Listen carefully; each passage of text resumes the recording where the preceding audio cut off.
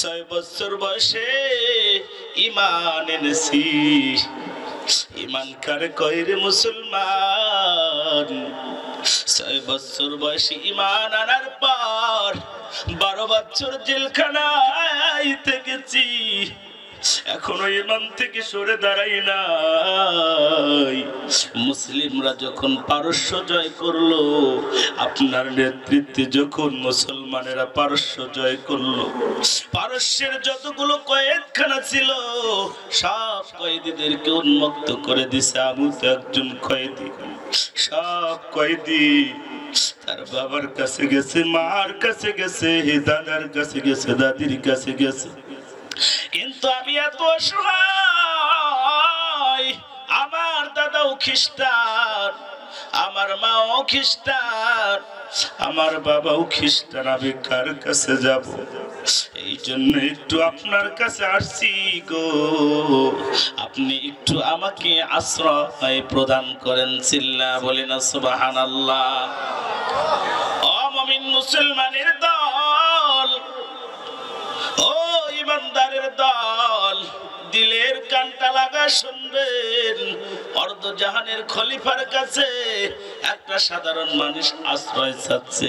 হযরত ওমর ডাক দিয়া কয়, মুসলমান ইসলাম আশ্রয় দেয় না, ইসলাম দেয় অধিকার। হযরত ওমর ডাক দিয়া কয়, ও মা, তোমার তো বয়স এখন 18, এখন তোমাকে বিবাহ দেওয়াটা হলো সবচাইতে বড় তোমার অধিকার। চিল্লা বলি না সুবহানাল্লাহ। তোমাকে আমি বিবাহ দিব সাধারণ কোন কুহারে নয়। আমার ঘরে একজন সন্তান আছে, নাম হলো আব্দুল্লাহ। চিল্লা বলি না সুবহানাল্লাহ।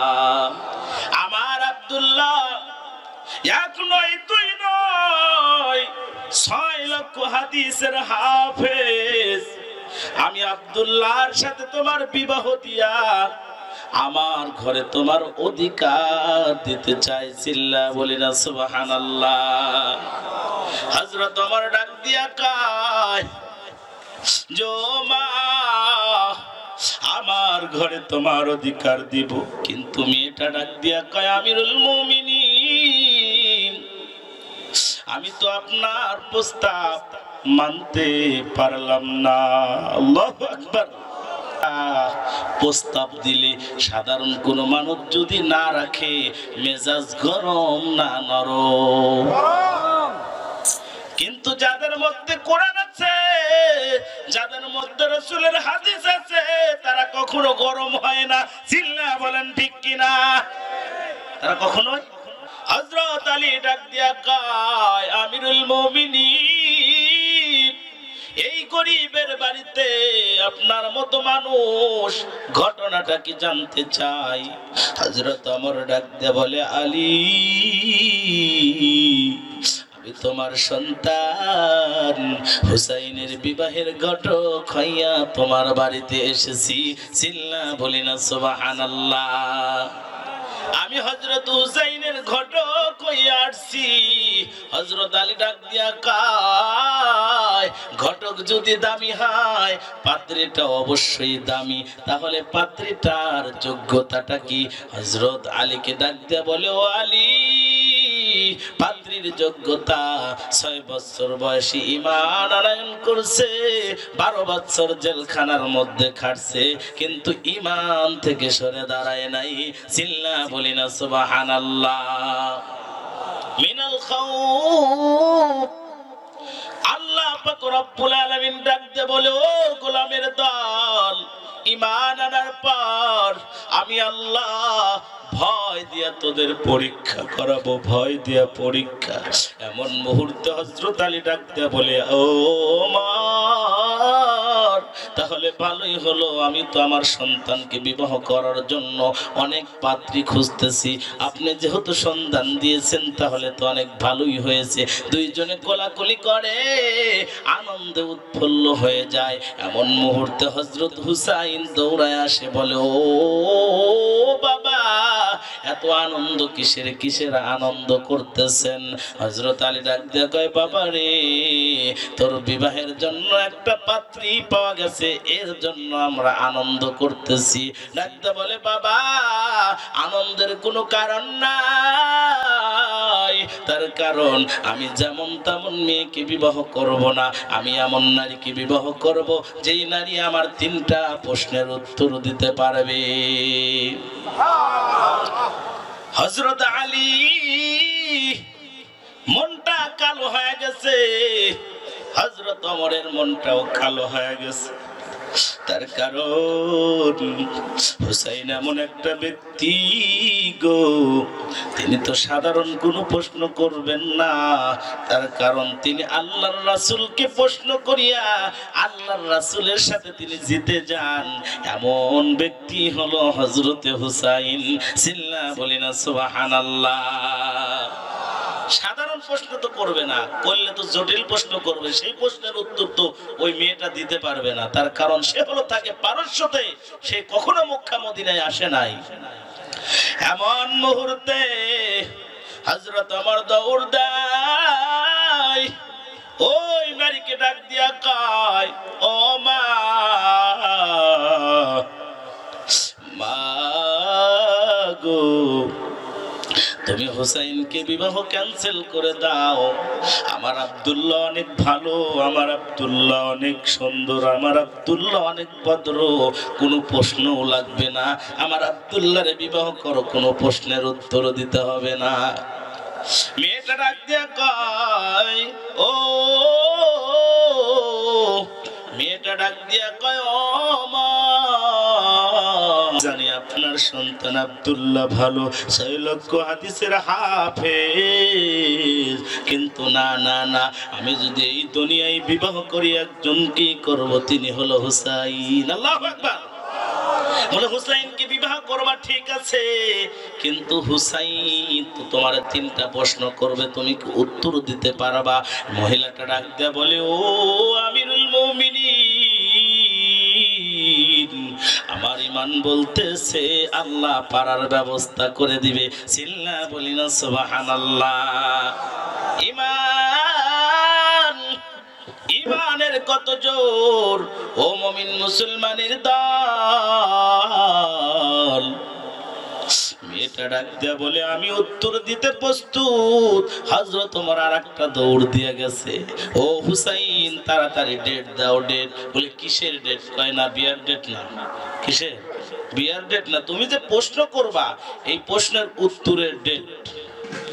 ডাক দিয়ে বলে তাহলে তো দেরি করার দরকার নাই, বলে তাহলে শুরু হয়ে যাক। মেয়েটাকে ডাকা হলো। হযরতে ওমর বাম পাশে, হযরত আলী ডান পাশে, মাঝখানে হযরত হুসাইন, আর মাঝ দিয়ে একটা পর্দার ব্যবস্থা করা হয়েছে। পর্দার ওই পারে নারী, এদিক থেকে হুসাইন প্রশ্ন করে ও নারী, আমার 3টা প্রশ্নের উত্তর দিবার যদি পারো তাহলেই তোমাকে বিবাহ করব, যদি উত্তর দিতে না পারো তোমাকে বিবাহ করব না। নারীটা ডাক দেয়া বলে ও হুসাইন, করো তোমার প্রশ্ন। কই তোমার প্রশ্ন? প্রশ্ন করো। ডাক দিয়ে বলে আমি 1 নাম্বার প্রশ্ন করতেছি। বলে কি প্রশ্ন? 1 নাম্বার প্রশ্ন, তুমি কি আমার মাকে চেনো? আল্লাহু আকবার। ইলাহা ইল্লাল্লাহ, লা ইলাহা ইল্লাল্লাহ।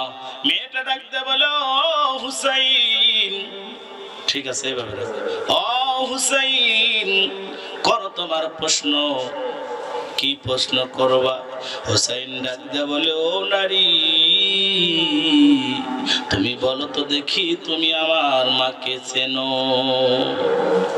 কোথায় মক্কা মদিনা আর কোথায় রোম পারস্য, ওখান থেকে এই মেয়েটা হযরত হুসাইনের মাকে কেমনে চিনবে? মেয়েটা ডাক দিয়া বলে ও হুসাইন, হ্যাঁ হ্যাঁ আমি তোমার মাকে চিনি এবং ভালো করে জানি। চিল্লা বলি না সুবহানাল্লাহ। হুসাইন ডাক দিয়ে কয় কিভাবে সম্ভব? সম্ভব? এটা কখনো সম্ভব হতে পারে না। তুমি কৈরম পারস্যের মধ্যে থাকো আর আমার মা মক্কা মদিনার মধ্যে আছে, তুমি কিভাবে জানবা? ডাক দেয়া বলে তাহলে প্রমাণ নাও, তোমার মার পুরো দুইটা লাগানো ছিল, বলি না সুবহানাল্লাহ। তোমার মার গালের মধ্যে একটা তিল ছিল, থুতনির মধ্যে একটা লাল দাগ ছিল। আল্লাহু আকবার। এই কথা বলার সাথে সাথে হযরত আলী ডাক দেয়া কয়, মা থাম থাম থাম, আর কথা বলিস না। তার কারণ আমি স্বামী হিসেবে জানি আমার স্ত্রীর কথা আমার সন্তান মা হিসেবে জানতে পারে, কিন্তু এখানে একটা পরপুরুষ আছে। মা গো থামো থামো থামো, আর বলিও না। তোমার উত্তরটা সঠিক হয়েছে, চিল্লা বলি না সুবহানাল্লাহ। বলতেছে, ও হুসাইন, কেমনে জানলাম তা কি শুনবা? বলে হ্যাঁ হ্যাঁ শুনতে চাই। মেয়েটা ডাকতে বলে, আমি তো ইমানদার। 6 বছর বয়সে যখন আমি ঈমান আনয়ন করেছি, ওই সময় থেকে আমাকে জেলখানার মধ্যে বন্দী করা হয়, আমাকে আঘাত করা হয়, সকালে আঘাত করা হয়, বিকালবেলা রাত্রে আঘাত করা হয়। আমাকে 2 দিন খেতে দেয় না, 3 দিন পর্যন্ত আমি না খেয়ে থাকি, যাতে করে আমি ঈমান থেকে সরে যাই। আল্লাহ পাক রব্বুল আলামিন ডাকতে বলেন, মিনাল খাউফ, ও ঈমানদারের দল, আমি আল্লাহ ভয় দিয়া পরীক্ষা করি। আল্লাহ কেমন ভয় দিছে গো, সকালে মারে বিকেলে মারে। আমি 2-4 বছর যাওয়ার পর আমার মাওলার কাছে আমি অভিমান করে বসলাম, ও মালিক, ঈমান আনলে বুঝি দুনিয়ায় কেউ আদর করার থাকে না, সান্ত্বনা দেওয়ার থাকে না। না না না, এই বলিয়া আমার মাওলার সাথে রাগ করিয়া পাশেই বসে পড়েছি। আমি নিদ্রাচ্ছন্ন হয়ে গেছি, ঘুমে বিভোর। ঘুমের মধ্যে আমি দেখতে পাই, স্বপ্নের মধ্যে আমার ঘরের মধ্যে কে যেন আসলো গো। এত সুন্দর চেহারার মেয়ে আমি জীবনে দেখি নাই, চিল্লা বলি না সুবহানাল্লাহ। সুন্দর চেহারাটা দেখিয়া আমার কলিজাটা ঠান্ডা হয়ে যায়, যতই তাকায় থাকি ততই মজা লাগে। আমার মাথার উপরে হাতটা বোলায়া দেয়, যখন হাতটা মাথার উপরে রাখে, আমার জীবনে এত শান্তি আমি কোনোদিন পাই নাই। আর ডাকতে বলি, মা কে গো কে, আপনি কি জান্নাতের হুরি নাকি পরি গো? আপনারে দেখি আমার কলিজাটা শীতল হয়ে গেছে, সুবহানাল্লাহ। কে গো কে? তখন ডাকতে বলে, ও মা, আমি তো জান্নাতের হুরিও নয় পরিও নয়, আমি হলাম জগৎ বিখ্যাত মা ফাতিমা। মুমিন মুসলমান ইমানদার মেয়েটা ডাকতে বলে, হুসাইন, আমি বারবার করে লক্ষ্য করে দেখেছি তোমার মার চেহারাটা, এই জন্য আমি তোমার মার সম্পর্কে সবকিছুই জানি, চিল্লা বলি না সুবহানাল্লাহ।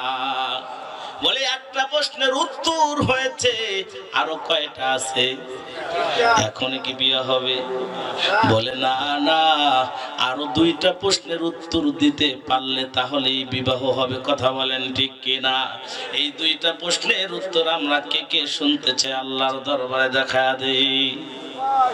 সবাই যারা হাত তুললেন না, যারা তুললেন না তারা যাবেন গা। লিল্লাহে তাকবীর, লিল্লাহে তাকবীর। ও মুমিন মুসলমান, 2টা প্রশ্নের উত্তর দিব, তার আগে কিছু কথা আমি বলতে চাই। মা বোনেরা আছে কি? আছে না? আরে আপনাদের জবান শুনে মনে হচ্ছে যে খুব রাগ করছেন।